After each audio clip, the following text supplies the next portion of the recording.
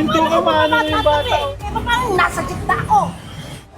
Ayan ba ang tabi nyo? Ano yung binigyan ko kabuha ng disobedience na ginagawa mo? Ayaw mo Kasi nangyayari mo pang hihilig. Ito po kasi hindi namin sir, kaya po ginigilig niya. Sabi ko, itabi Dito po talaga nakalagay yan. Sige, pa-impound ko na yan. Sa gym yan eh. Ba't ito pa ito? Sige po, questionin nyo kami. Pakuha truck. Nasa lang lang ako ng ano sir. Hindi po sir, kasi po sabi yung po gilig. Gilig po kasi na. Authorized ba mag-parking sa covered court? Alis po talaga. Anong sinabi ng batas? Bibili po talaga ako ng ano. O sige, okay na po. Impound. Kasuhan kita, sagutin mo na lang. Ganun sir. Lahat ng motorsiklo, tikitan.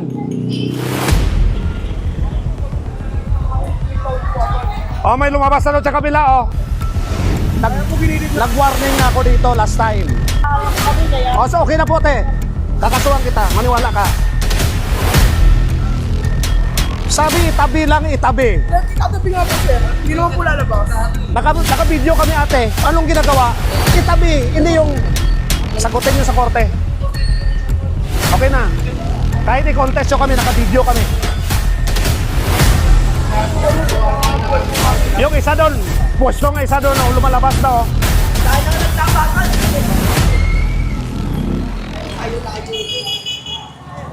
Pasensya na sir. Pasensya na po. Pasensya na po sir. O, pasensya na po, kakasuhan ko kayo. Okay? Sagutin nyo na lang. Ang ticket dyan is obstruction. Ang ticket, obstruction na hindi illegal parking, obstruction. Sinabi na ng legal yan. May lisensya po kayo, wala. O, impound natin. Nako, ayusin nyo kasi makipag-usap sa amin. Naman Okay na, sige. Nga po talaga kami sir. Okay, sagutin nyo sa batas. Talaga nga kami sir.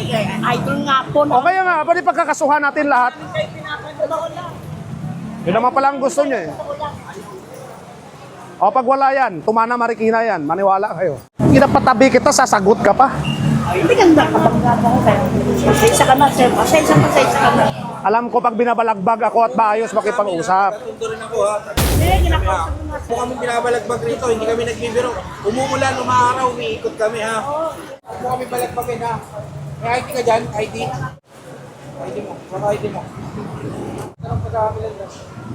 Maayos kasi ako nakikipag-usap sa inyo. Pasensya na po. Nako, Kasi nakabangga po ako eh. Kami dahil maluwag na walang Kasi nakabangga po ako eh. kami dahil maluwag na walang napanood namin kayo sa ano sa inyo. ang sunod na pagkanga sumunod ha. Oo, totoo po yun talaga. Okay. Kami sa inyo.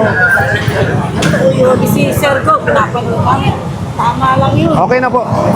Sa korte na lang kayo magpaliwanag, hindi na sa presinto. Kaso na.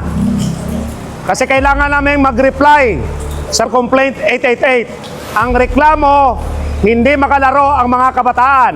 Okay? Sabihin nyo kung nagbibiro ako pagbalik ko. Yung e-bike, kuhanin nyo nga.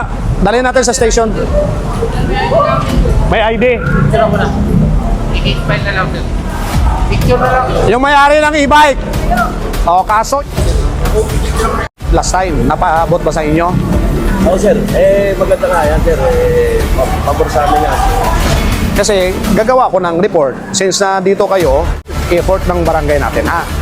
Kasi ayaw ko rin kayong makuan dito, mapansin ng DLG. So ngayon nagpakita kayo dito, ang kasama ko sa report, together with barangay. Okay?